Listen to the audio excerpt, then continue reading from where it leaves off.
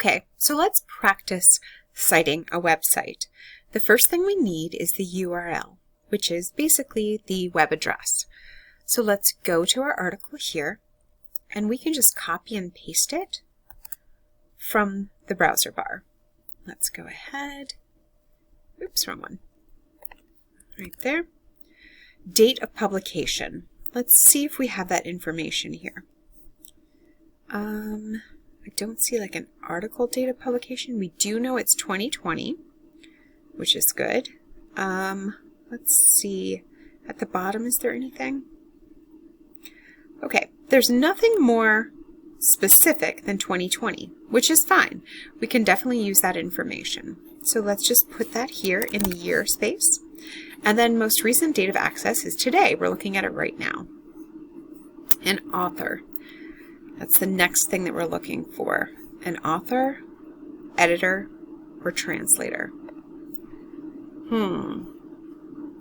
Is there an author?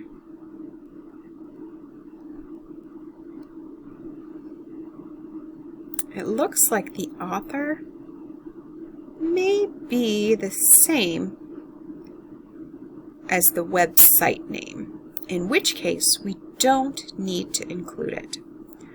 Let's go back up here and just make sure. Yep, we don't have a named author. So let's go ahead and move on. We do have a web page or document article title.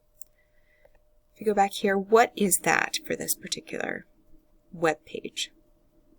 The answer is State of the River report card. Let's go ahead. We can even highlight that and paste it in here.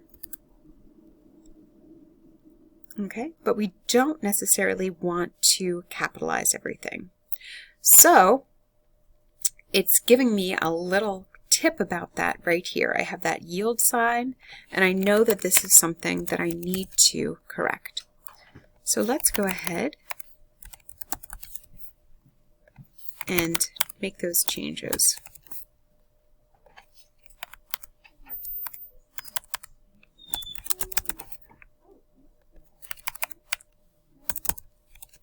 Great. So, website name. It is Anacostia Watershed Society. Let's go ahead and pop that in here.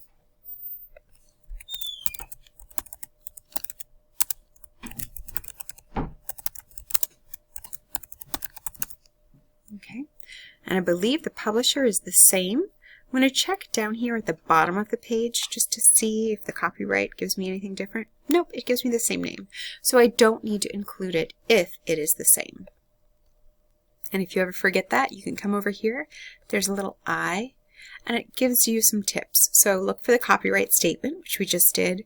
Leave it blank if it's the same as the site or container name.